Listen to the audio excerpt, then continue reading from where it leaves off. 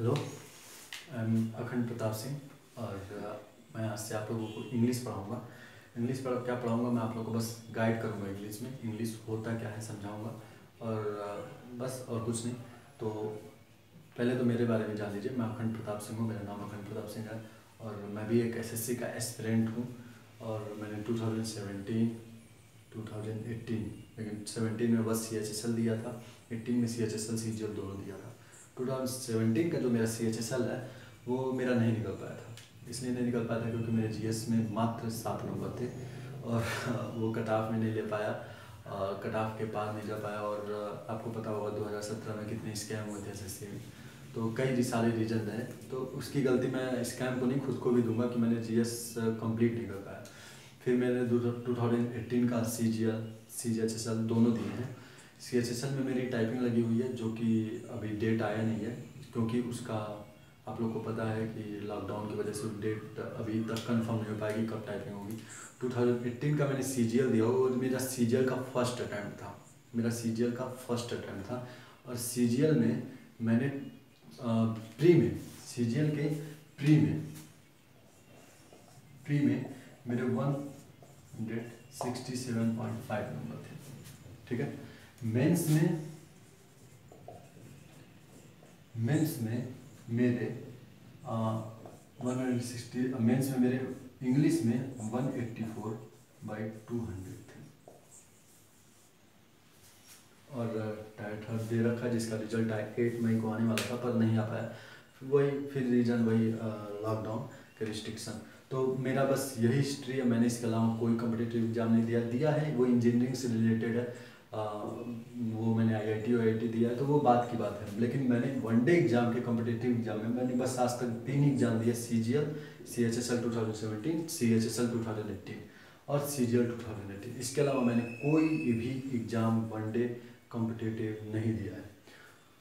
तो मैं बस आप लोग को इतना ही बताऊंगा, मैं अपने बारे में ज़्यादा और कुछ नहीं बताऊंगा, इतना ही बस है। और मैं ज़्यादा इंट्रोडक्शन में टाइम नहीं बर्बाद करूंगा। तो आज से हम लोग पढ़ेंगे इंग्लिश। क्या पढ़ेंगे? इंग्लिश।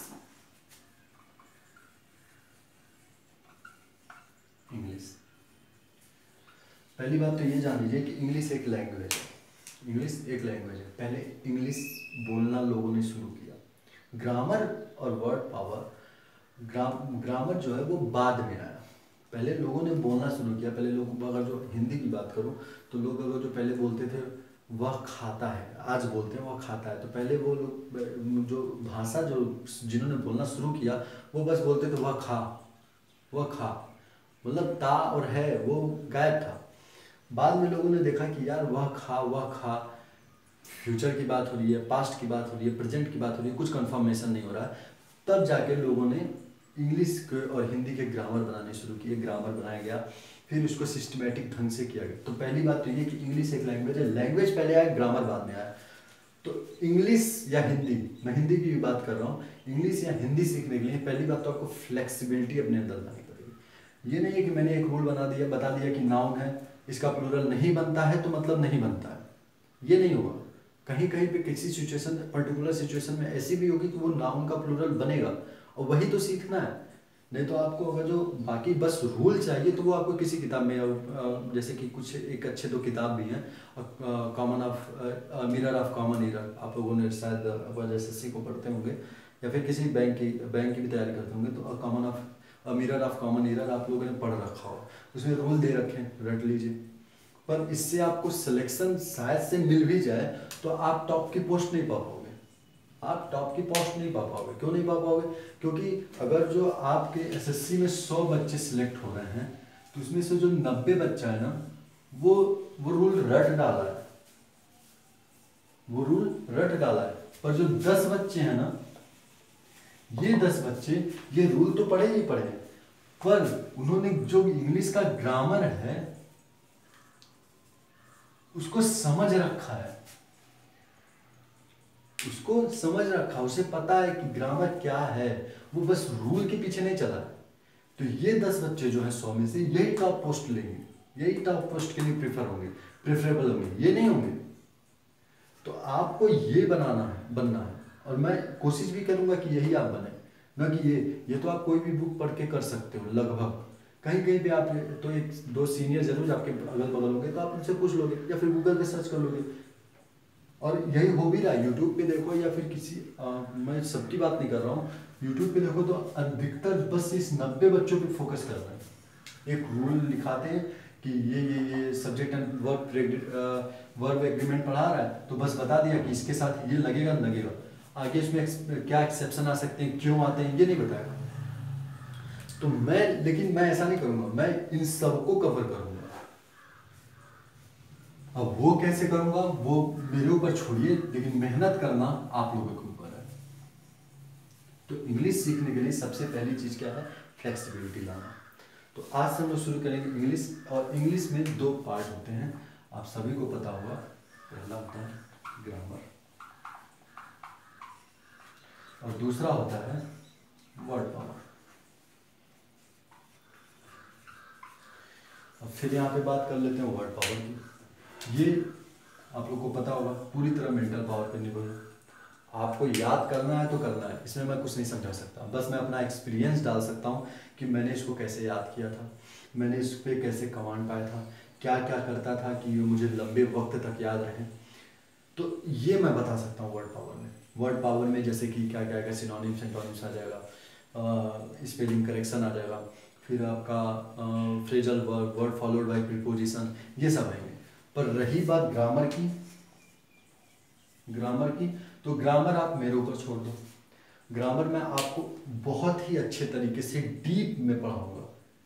ऐसा नहीं है कि मैंने भी वो 90 बच्चों की तरह ऊपर से रूल लिखवा दिए और यूट्यूब पे आके मतलब जो भी ग्रामर मैं आपको डीप से पढ़ाऊंगा, ना कि बस ऊपर। ठीक है,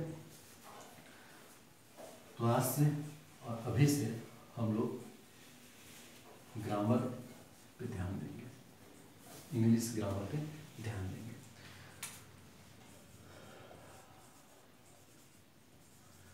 ग्रामर का सबसे बड़ा पार्ट होता है, सबसे बड़ा पार्ट वो होता है parts of speech.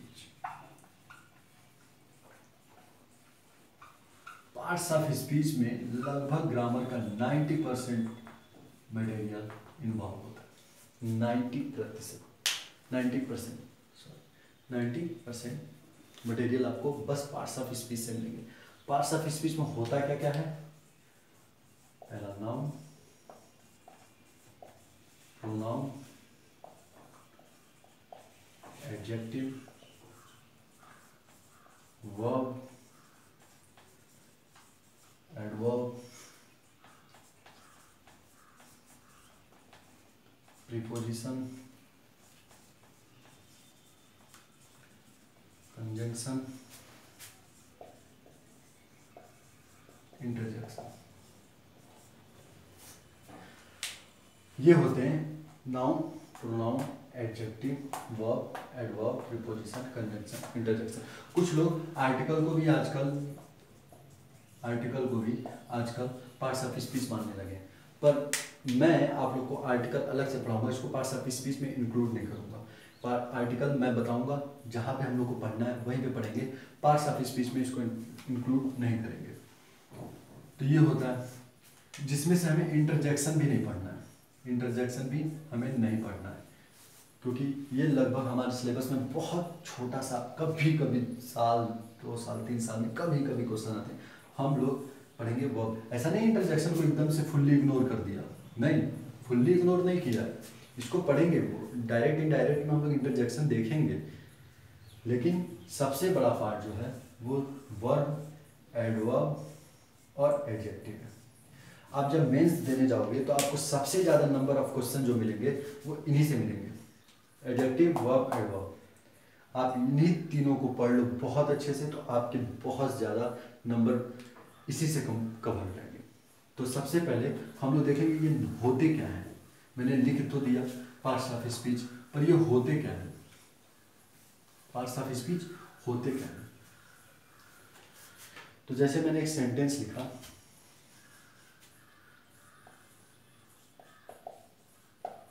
Kriti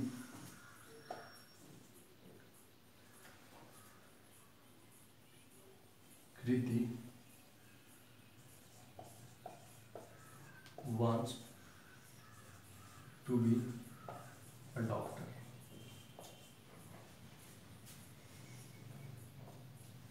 She is a good girl. She is a good girl. She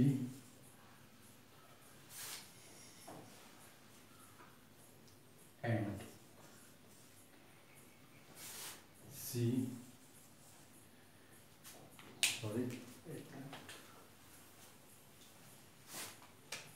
who works hard. ठीक है, मैंने ये सेंटेंस लिखा है, कृति wants to be a doctor. She is a good girl who works hard. Who works hard. तो अब देखिए इसका हिंदी अगर देखा जाए, हिंदी क्या क्या हुआ।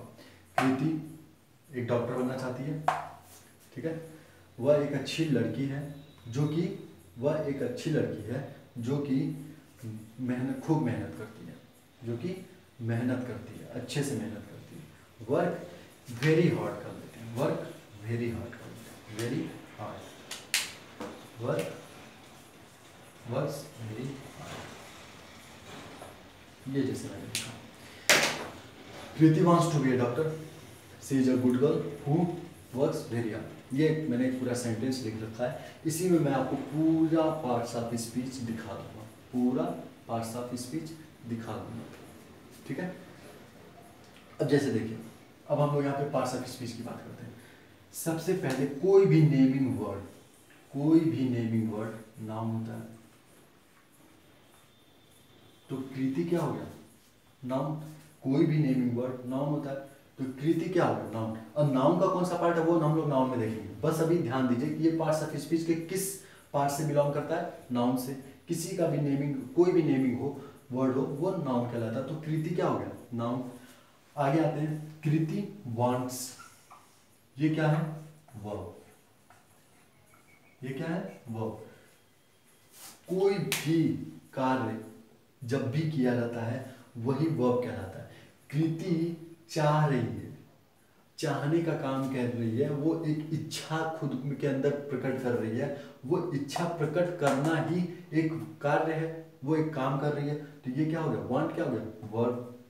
तो नाउन और वर्ब क्या हो गया, कोई भी काम करना वर्ब कहलाता है। तो ये हो गया verb. Kriti wants to be a doctor, यहाँ पे ये डॉक्टर फिर से क्या हो गया, नाउन। कोई भी नेमिंग वर्ड नाउन कहलाता है। डॉक्टर, जैसे मैंने किसी डॉक्टर को बोला डॉक्टर, तो वो नेमिंग हो गया, तो ये एक नाउन हो गया। अब देखिए, किसी भी नाउन की जगह जो वर्ड सब्स्टिट्यूट किया जा सके या फिर उसको रिप्लेस कर सके वो कहलाता है प्रोनाउन। किसी भी नाउन को रिप्लेस कर देने वाला वर्ड, मैंने कृति बोला, अब मैं यहाँ पे फिर से कृति लिखता, मैं क्या लिखता, Kriti wants to be a doctor, Kriti is a good girl. तो मैंने कृति ना लिख के अब कृति की जगह एक वर्ड लिखा सी। मैंने क्या लिखा, सी। तो नाउन की जगह जो रिप्लेस हो जाए, नाउन की जगह जो सब्स्टिट्यूट हो जाए, नाउन को जो रिप्लेस कर दे, वही कहलाता है प्रोनाउन, वही कहलाता है प्रोनाउन। मैंने कृति लिखा था, Kriti wants to be a doctor. अब मैं यहां फिर से लिखता कृति, अब कृति की बारे में बात होगी तो कृति इज अ गुड गर्ल, लेकिन मैंने कृति बार बार ना लिख के वहां पे एक वर्ड लिख दिया सी। तो नाउन की जगह रिप्लेस हुआ सी, सी क्या हो गया, प्रोनाउन। नाउन को जो भी रिप्लेस करेगा, जिस नाउन की जगह सब्स्टिट्यूट होने वाला वर्ड ही क्या कहलाता है, प्रोनाउन। ठीक है, तो हम लोगों ने देखा नाउन, प्रोनाउन, वर्ब। मुझे जहां तक पता है आप लोग को समझ में आ गया होगा नाउन क्या होता है और प्रोनाउन क्या होता है। आगे देखते हैं, हम लोग इसकी डिफिनेशन और अच्छे से इसको पढ़ेंगे। आगे देखते हैं, नाउन और pronoun. She is a good girl. अब एक बात रही, गर्ल यहाँ पे क्या है, गर्ल यहाँ पे नाउन है क्योंकि नेमिंग वर्ड है। आप किसी लड़की को देखते हो तो अगर नाम नहीं पता हो तो बोलते हो लड़की, वो देखो लड़की जा रही है, तो लड़की नाम ले लिया तो लड़की क्या हो गया, नाउन हो गया। जो भी वर्ड ध्यान से सुनिएगा, जो भी वर्ड नाउन को क्वालिफाई करे, नाउन को क्वालिफाई करे, हिंदी में बोला जो भी वर्ड नाउन की विशेषता बताए किसी भी तरीके से, अगर यहाँ पे बैड होता तो भी चलेगा, किसी भी तरीके से अगर जो वो नाउन को डिफाइन कर रहा है, नाउन के बारे में बता रहा है कैसा, कौन, क्या, तो वो क्या होगा, एडजेक्टिव। नाउन को जैसे ही वो डिफाइन करने लग जाए जो वर्ड, वो वर्ड क्या हो जाता है, एडजेक्टिव। वो वर्ड क्या हो जाता है, एडजेक्टिव। मैंने लिखा she is a good girl, girl noun, noun के बारे में बता रहा है, गुड लड़की है, कैसी लड़की है, अच्छी लड़की है। लड़की के बारे में बताया अच्छा, तो ये अच्छी क्या हो गया, एडजेक्टिव। क्या हो गया, एडजेक्टिव। जैसे ही हमने लड़की को डिफाइन किया या क्वालिफाई किया किसी भी वर्ड से, तो वो वर्ड क्या हो जाता है, एडजेक्टिव। वो वर्ड क्या हो जाता है, एडजेक्टिव। दूसरा चीज देखते हैं, तो हमने क्या क्या देख लिया, नाउन, प्रोनाउन, वर्ब, एडजेक्टिव। तीसरी चीज, हु कैसे वर्क करता है, थोड़ा भी मत डरिएगा, हु को देख के थोड़ा भी मत डरिएगा। मैं हु को बहुत अच्छे से पढ़ाऊंगा जब हम लोग प्रोनाउन में जाएंगे। तो अभी के लिए फिलहाल ही बस ये जान लीजिए कि जो दो क्लॉज को जोड़ रहे, जो भी वर्ड दो क्लॉज को, क्लॉज क्या होता है, एक वर्ड और एक सब्जेक्ट उसमें होता है, वो क्लॉज कहलाता है। अभी बस इतना समझिए, एक वर्ब और एक सब्जेक्ट का कॉम्बिनेशन, एक सब्जेक्ट और एक वर्ब का कॉम्बिनेशन ही क्लॉज कहलाता है। मैंने ये क्लॉज लिखा, she is a good girl, verb subject verb, एक क्लॉज हो गया, she is a good girl. मैंने एक क्लॉज को इस क्लॉज से जोड़ रखा है, किस क्लॉज से, इस क्लॉज से। Who works very hard, work verb हो गया, ठीक है। और यहाँ पे हु सब्जेक्ट का काम कर रहा है। डरिए मत, मैं आपको समझाऊंगा बहुत अच्छे से। अभी आपको थोड़ा कंफ्यूजिंग लग रहा होगा कि यार हु तो इंट्रोगेटिव वर्ड है, ये सब्जेक्ट का काम कैसे करने लगा। मैं आपको समझाऊंगा, हु यहाँ पे एक सब्जेक्ट का काम कर रहा है। तो सब्जेक्ट, अभी बस बात मेरी मान लीजिए, रट लीजिए कि या बेवकूफ समझ लीजिए, जो समझना समझिए। अभी बस ये मानिए कि हु सब्जेक्ट का काम कर रहा है। तो हु सब्जेक्ट, वर्ब, ये हो गया क्लॉज। एक क्लॉज को दूसरे क्लॉज से किसने जोड़ रखा है, इस हु ने। किसने जोड़ रखा है, इस हु ने। तो ये हु क्या हो गया, कंजंक्शन हो गया।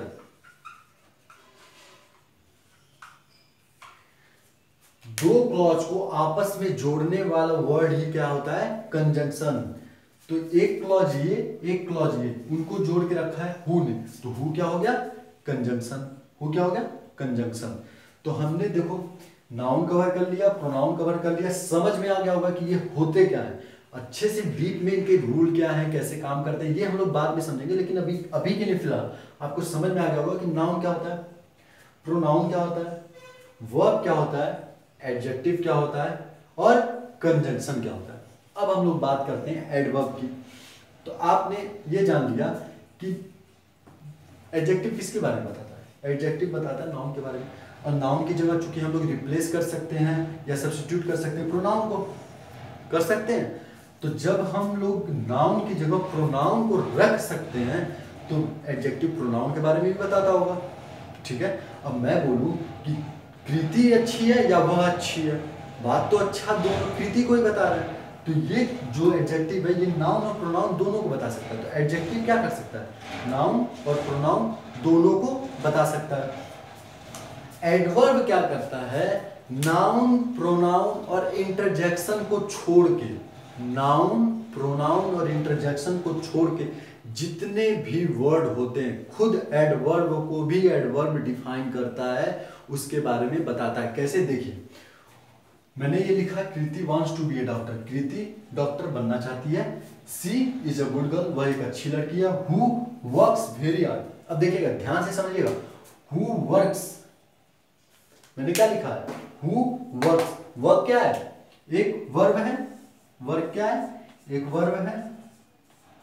वर्क क्या है, एक वर्ब है। और वर्ब के बारे में कैसा काम कर रही है, बहुत कठिन वर्क कर रही है। कैसा काम कर रही है, बहुत कठिन वर्क कर रही है। तो काम के बारे में कौन बता रहा है, हार्ड, ये बता रहा है ना। कौन बता रहा है, ये हार्ड बता रहा है ना, कि कैसा काम हो रहा है, काम होने का जो तरीका है, कैसा काम हो रहा है, हार्ड वर्क हो रहा है। आप ये हार्ड वर्ब को डिफाइन करने लगा, वर्ब के बारे में बताने लगा कि अच्छा काम हो रहा है, कठिन काम हो रहा है, कि आसान काम हो रहा है। तो वो हार्ड किसके बारे में बताने लगा, वर्ब के बारे में, वर्ब को डिफाइन करने लगा। तो ये क्या हो जाएगा, एडवर्ब। क्योंकि ये वर्क को डिफाइन कर रहा है, वर्क एक वर्ब है, तो वर्ब को जो डिफाइन करे, या मैं सीधी सी बात, नाउन प्रोनाउन को छोड़ के किसी भी, और इंटरजेक्शन को छोड़ के किसी भी वर्ड को जो डिफाइन करे वो एडवर्ब होता है। तो ये तो नाउन प्रोनाउन है नहीं, ये वर्ब है, वर्ब को जो वर्ड डिफाइन कर दे वो एडवर्ब है। तो ये हार्ड क्या हो गया, ये एडवर्ब हो गया। हार्ड क्या हो गया, एडवर्ब हो गया। अब देखिए यहां पे एडवर्ब के बारे में फिर एक एडवर्ब बता रहा है, काम हो रहा है, कैसा हो रहा है, कठिन हो रहा है। कितना कठिन हो रहा है, बहुत कठिन हो रहा है।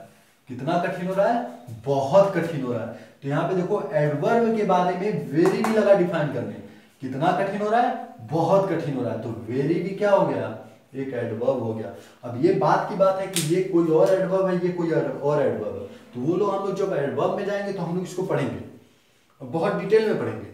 फिलहाल मैं आपको बस ये समझाना चाहता था कि ये पार्ट्स ऑफ स्पीच होते क्या हैं, ये कहाँ कहाँ पे काम आते हैं और कैसे ये बिहेव करते हैं, मैं आपको समझाना चाहता था। मुझे उम्मीद है कि आपको समझ में भी आ गया होगा कि ये पार्ट्स ऑफ स्पीच होते क्या हैं। ठीक है, नेक्स्ट क्लास में हम लोग शुरू करेंगे नाउन। नेक्स्ट क्लास में क्या शुरू करेंगे, नाउन।